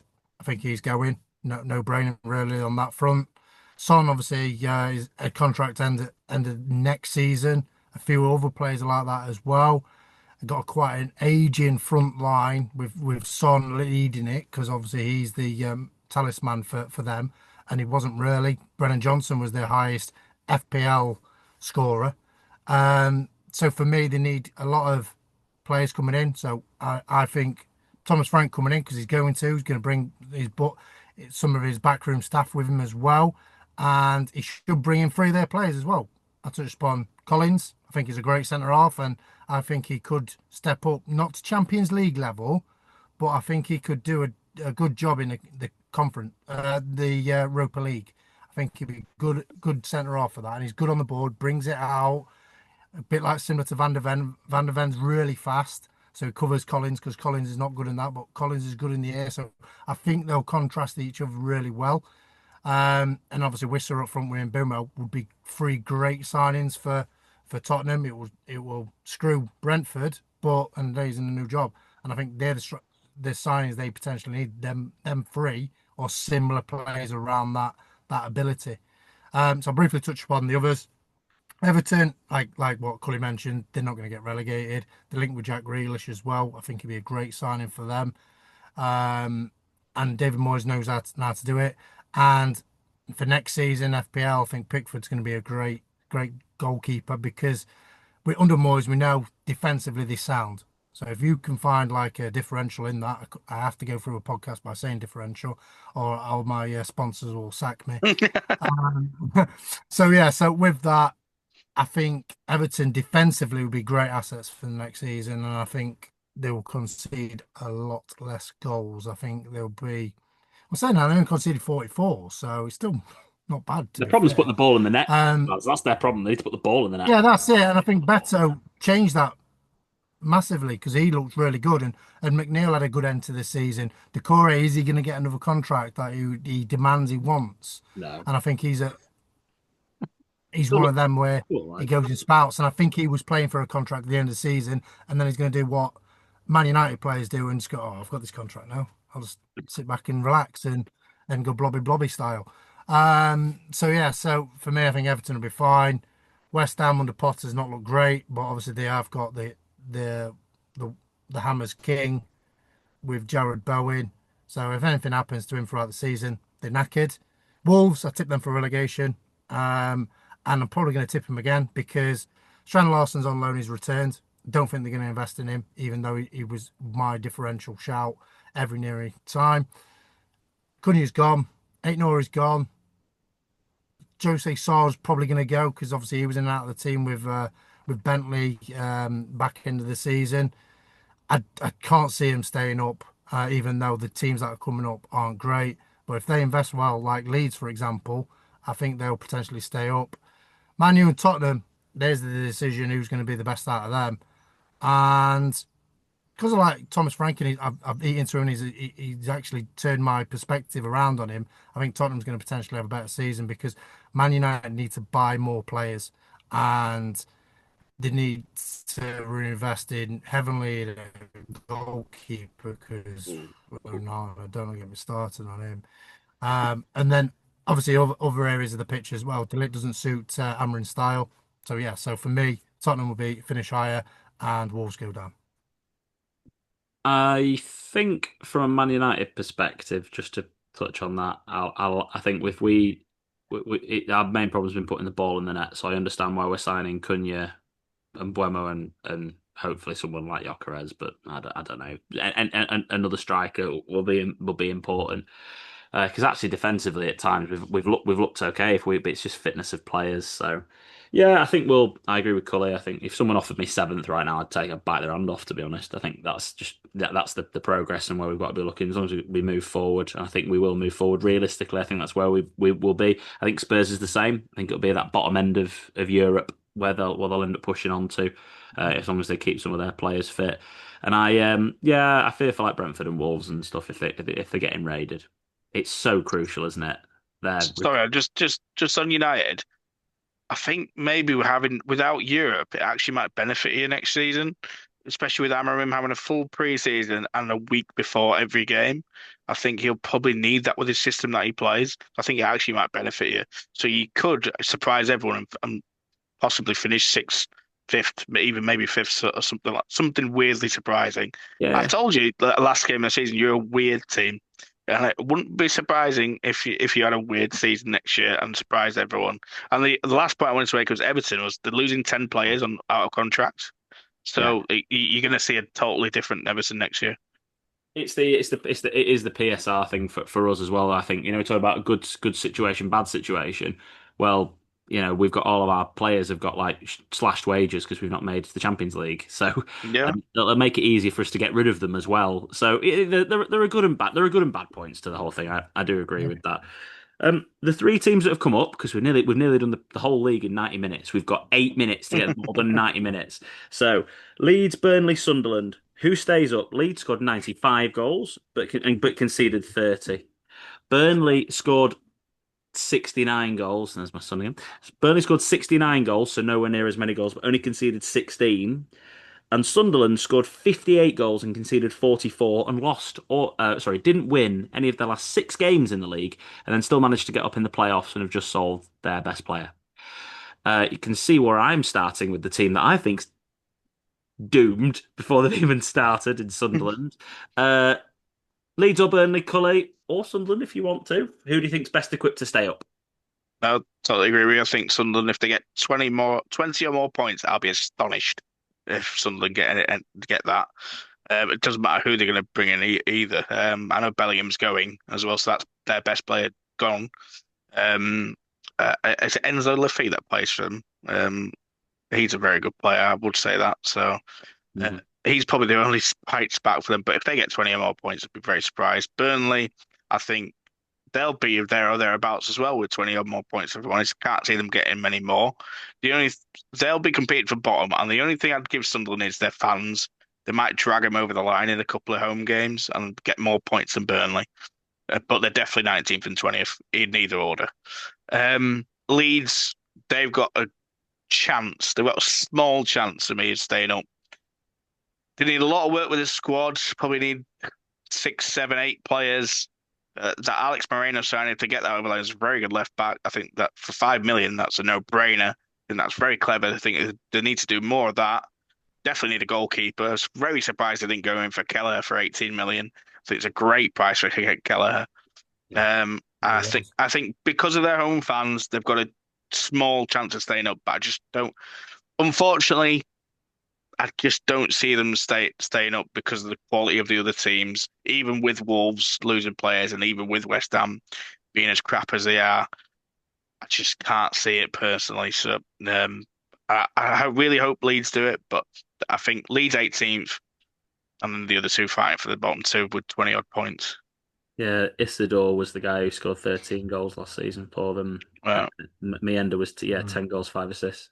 Baz, yeah. your thoughts? Any further advancements on those thoughts and predictions? Fully agree on the bottom two. I can't believe Josh Brownhill scored that many goals for Burnley, to be honest. So yeah, but I can't see him replicating that in the Premier League. For me, I think they're like cannon fodder. Like Cully mentioned, obviously Sunderland got great fans, and obviously going to the Stadium of Light would be maybe get them over the line on a few games. But we thought that with potential like Ipswich and Southampton and Leicester, but we've seen how they obviously failed away. Hmm. I think Leeds are probably the dark horses, and I think they'll surprise a few teams, to be honest. And obviously everyone was like saying, "All right, Fark, get rid of Farker, Fark him off." So yeah, That's the You're worst gonna one. get That's the worst you're one gonna you've get done. cancelled, Alex. That is the worst. That is the worst one you've done, Baz. That one out of the so The yeah, last show. so with that, I think obviously stick with the manager. I think they've got players that are average Premier League players like Joel Peru. Um, you've got Dan James. I'm just going to name all ex-Swansea players, to be honest. Roden as well. I think.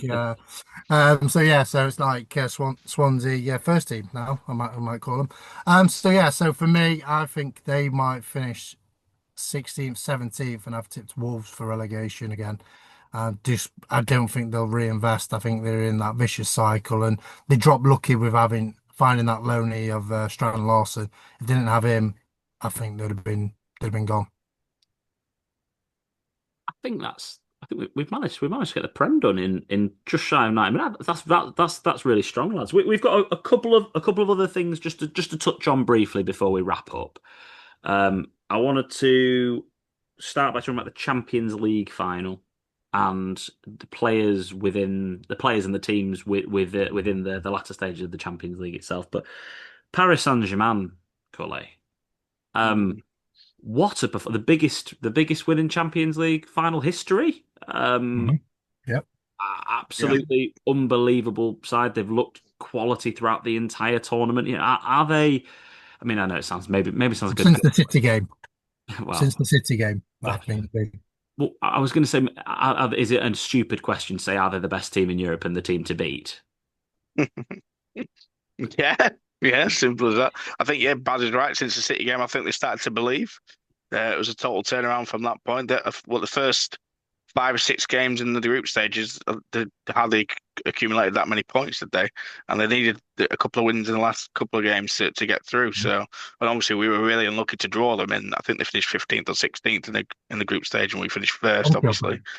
They finished 24th, I think. Did Yeah. they? Wow. Yeah. Well, They had to get through in the playoff, didn't they? They had to play an extra oh game. yes, they did. Yeah, they beat someone up. They beat Brest, didn't they? Like 8-0 or something like that on an aggregate. Yeah. So very unlucky for us to draw them. They're just a really exciting side. That final, no one expected it to be one-sided. Everyone I spoke to it was going to be a goal-scoring draw or a very tight final going to extra time and pens maybe.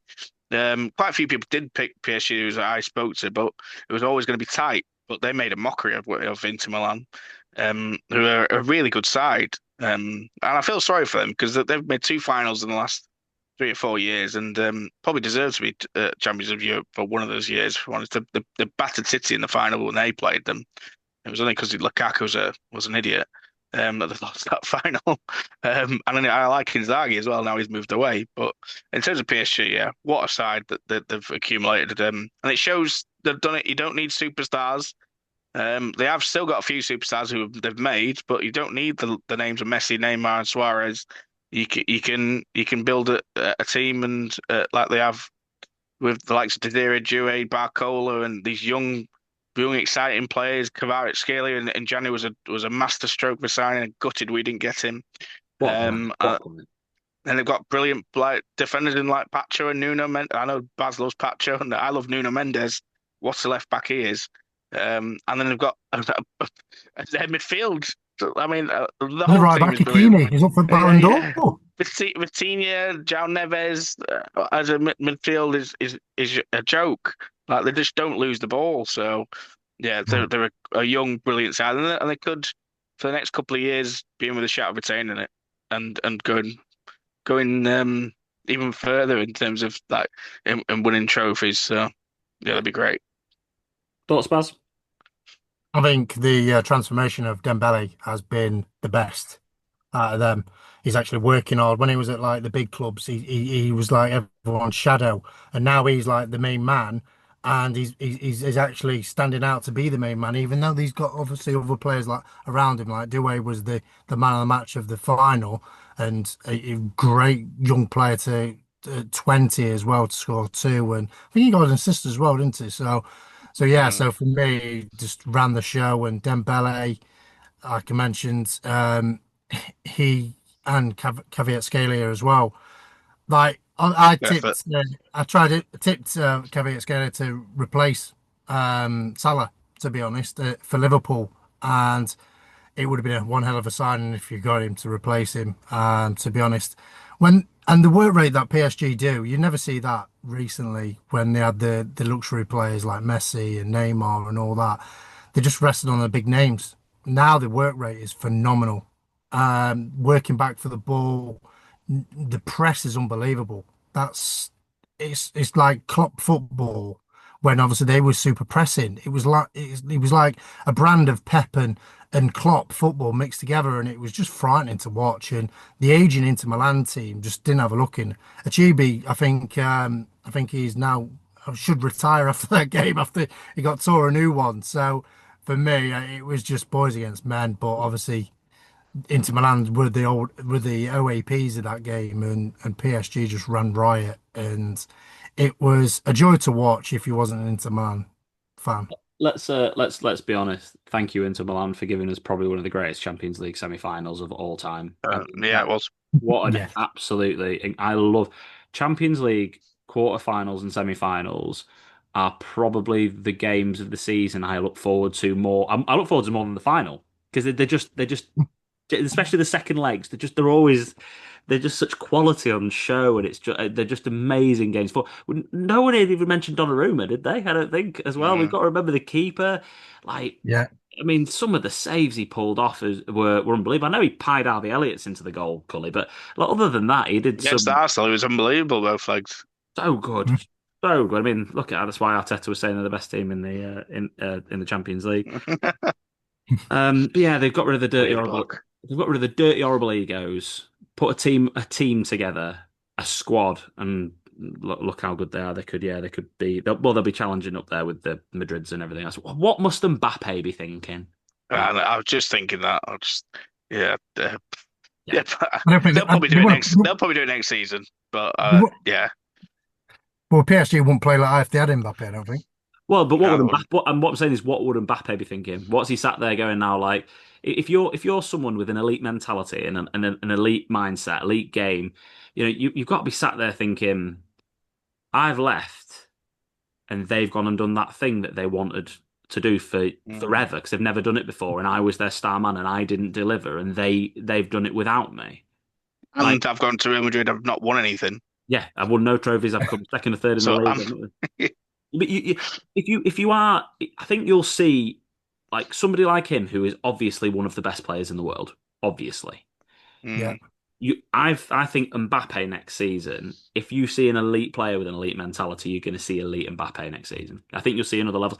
There would be nothing that I hate it when. I mean, I love it for the lads, but I hate it the fact that they're winning the league even if it's League Three on a Monday at five-a-side, and I've not played since February.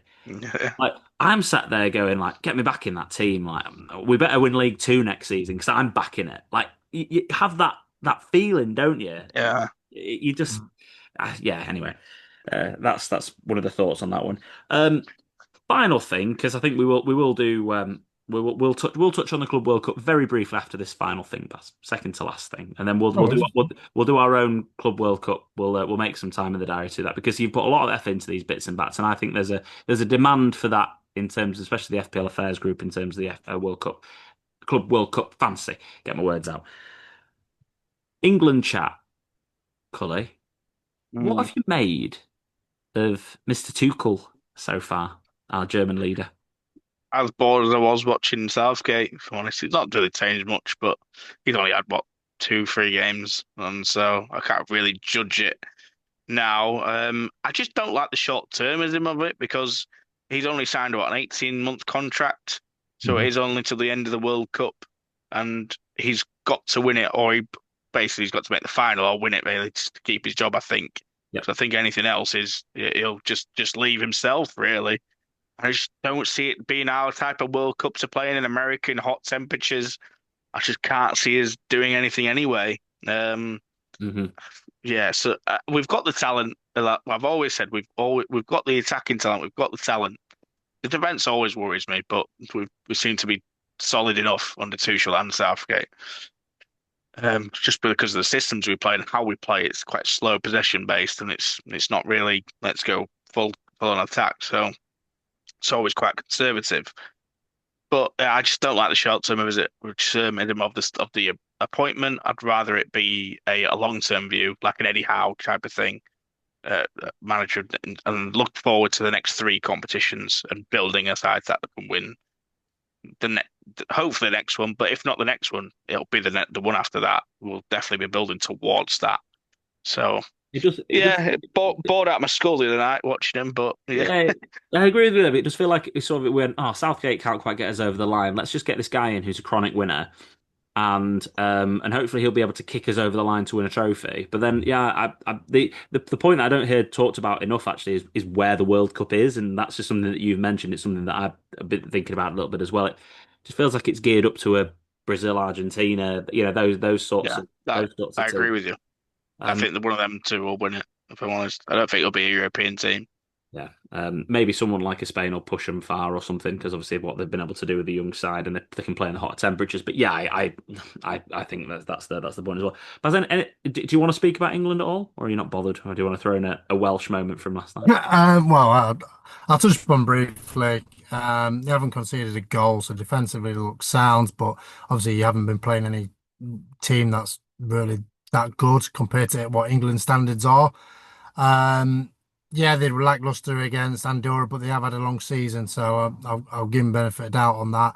I think if it was against like a big team, like for example the Nation League finals that have just happened, I think it'd be totally different. I think the mentality would be a lot there, and there would be desire and hunger would be there. But if it's Andorra away, then yeah, it's one of them. But for me, 18 month, I think I like it for England perspective because if he doesn't win, like I say, he'll leave, and if he does win, then obviously you've got the decision. Eddie Howe might have his head twisted and go, actually, I can't spend all this money. It's frustrating me. Right, I'm going to take the England job before I don't get it ever again. Have the option to do it. So for me, I think it's good on that front to get that English manager because I do like obviously the English manager. Obviously, Wales, we've got Craig Bellamy now. So yeah, for me, I think it is a good point on that front. So for me, and I like I said, I can't see him winning it because where it's at, but I would like him to get somewhere close. But I just hate the chant that will potentially come from that, and it will just go on and on and on like it has been doing for ages. And I'm gonna say it, football might be coming home, but not this World Cup. But yeah, World Cup. Yeah, sorry. It's hilarious Maybe the Euros. because everyone who's not English thinks it's arrogance, and everyone who's English knows that it's just ironic because that's what the song is based on, irony. Yeah, So it's a little bit like the Leeds fans always chant Leeds will be falling apart again because it's just ironic because the amount of times Leeds just fall apart and it's I was at a game at Ellen Road once where they were winning 1-0 and they ended up losing 2-1 and the away fans were singing Leeds are falling apart again and the home fans were singing Leeds are falling apart again. It's just part of it. So yeah, football coming home is it's ironic, Paz, to everyone who is not English listening to this. Cully, are you going to watch the Club World Cup? it's on the zone for free, isn't it? So yeah, why not? If I'm free and if I'm available, I'll watch a few games. We had a look when we played poker But for the teams that for are in it. Sunday, It wasn't free for them, was it? Played £1 billion. Thanks to the Saudis for giving them that money. Anyway, um, let's couple of things I think on the Club World Cup, Baz. If you wanna mention, um, it feels like the group stages are a bit of a formality, and we're going to get into it more in the knockouts. Do you think? Well, Yeah, I think it is. Obviously, group stages, you might get some surprises. Maybe some teams that might put a shock, especially where it's situated as well. And obviously the long seasons that the elite European teams have had.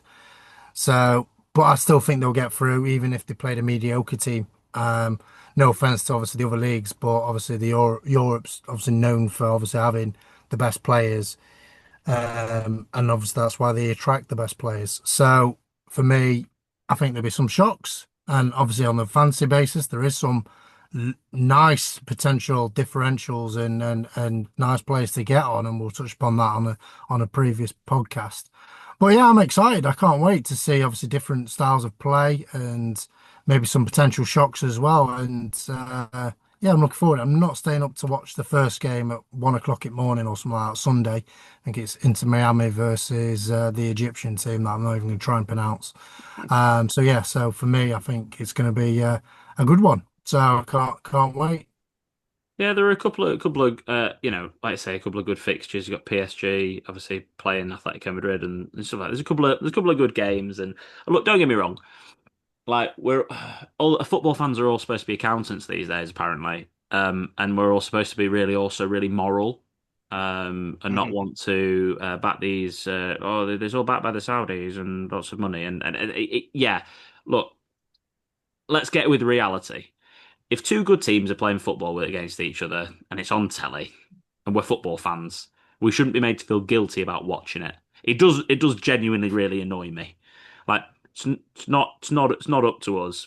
And if PSG are playing Atletico Madrid and it happens to be on Sunday and it's 8 o'clock and it's on telly, I'll probably have it on in the background.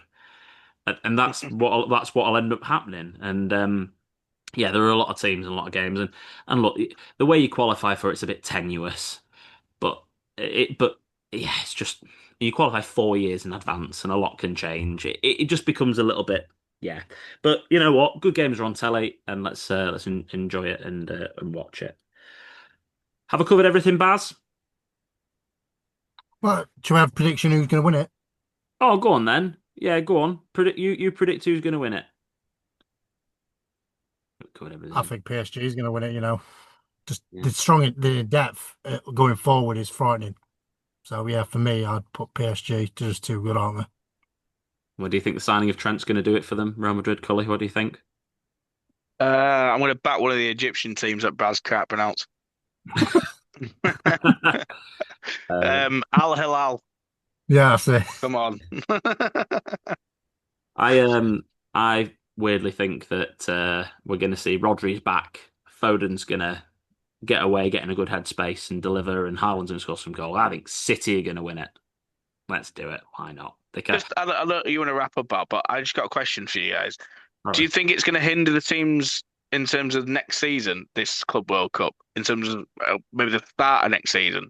Because I think there's been a conversation on Sky I talked about today that saying it's a huge advantage for Arsenal and Liverpool that they're not in this competition for next season. I'm like, I don't think it's a huge advantage because it's basically their pre-season slash post-season, and then they're going to have nothing else until the start of the season, aren't they? So, yeah, it's a little bit. I think there's this delusion still that happened that football is still the same as it was in the 90s, where football finishes in May. The footballers all go off and get absolutely wasted for 3 or 4 weeks, and then they come back to pre-season a stone overweight, and then they have to throw themselves around a football pitch to get themselves back in shape. Like Mm. these guys are just elite pro athletes now. Like they never get. They might have a 2 weeks off or something, but even then they go to Portugal and film themselves with their trainers working out and some of these take personal chefs with them and this, that, and the other. Like half the time, I feel a bit sorry for some of them. Look what happens to Harry Maguire when he goes to Greece and Mykonos and he just gets made out to be a horrible human and arrested. Like Mm. there's all this sort of stuff. I think they're almost scared as well to do it. So I think it's much of a muchness, to be honest. I actually think it'll help Man City. Because they'll have their players back. Someone like Rodri will be able to get back into it, and Haaland, who have suffered with injuries. I actually think it'll be a massive bonus for them personally. I'm not so sure about a team like Chelsea. I mean, they've got enough of a squad to deal with it. So Yeah. yeah, I actually think it'll be a positive for City rather than a hindrance. And yeah, I mean, they'll get a week off anyway. So it'll be all right. I think they're all elite athletes, but I think it's a really good question, Cully. What do you think, Baz? I think same again, like what you mentioned about Man City. I think it would help them massively. Haaland to obviously get back into fitness, Rodri to get back in fitness, Foden to create that spark, so he can actually be called Phil Foden, not Phil Foden. So for me, yeah, I think they'll be there or thereabouts, like I mentioned, like you mentioned, they'll potentially win it, and if them players perform, then they will be. De Bruyne is not going to be there. He says he don't want to play in it because he might get injured and he might lose out on a contract for another club. So that could be a potential miss on that. Chelsea wise, I do fear for them, even though they've got about 60 million players. But I can't see them because they've got a youngish team. I don't think they'll struggle. I mean, I They'll think they'll bounce, struggle. mate, won't they? They'll bounce. They'll be fine. Yeah, I think Yeah. they'll struggle with it. I just can't see him doing very well. I think hopefully Palmer can replicate his form in the conference, but I think they'll struggle in the first couple of games, and Maresca might be found out what. So for me, I think Man City, yeah, great for them. Chelsea, not so sure. Right, lads, Yeah. we've done an hour and 45, an hour and a half on the Premier, 15 minutes and everything else. I think we've nailed that. And if anyone is still listening, thank you. I really And appreciate now it's you. differential draft for the Club World Cup. Everyone give a shout. That yeah, we'll do that on the separate pod actually. Why not? Let's just we'll do that at that point. But yeah, thank you ever so much for everyone for listening this season. We really, really appreciate it. Thanks so much for joining us today, Cully. It's always a pleasure, mate. Yeah, looking forward to the pre-season show that you'll invite me on, I'm sure. Oh, absolutely. We are like that's my favorite show of the season. I love the pre-season show so much. I'm actually in Spain that week, so I'll either be doing it from a sun lounger or we'll have to be doing it on the Wednesday when I get back before the league starts. So it'll be a little bit tight turnaround, but I'll have lots of prep done. But and Baz, thanks for joining us today from wherever you are parked in the world. Now back in my usual spot, to be fair. So hopefully it gives me a look at going into the Club World Cup fancy. So yeah, so fingers crossed on that. And Loves it. a pleasure, obviously. Now we can say I am smug Liverpool fan, not I am Cully no more. So there we go, new saying. 20 signs, baby. Many times. Yep, 20 snap, 20 anyway. Yeah, let's see what happens next season anyway. So yeah, thanks for joining us. Don't forget to follow us on our social media platforms, All in Football Pod, All in Football P on Twitter, Instagram, and TikTok. And also don't forget to give this video a like, share it with your mates on YouTube, and also follow us wherever you get your podcast from and give us 5 stars. That's all the best from me. Goodbye for now, and we'll see you soon.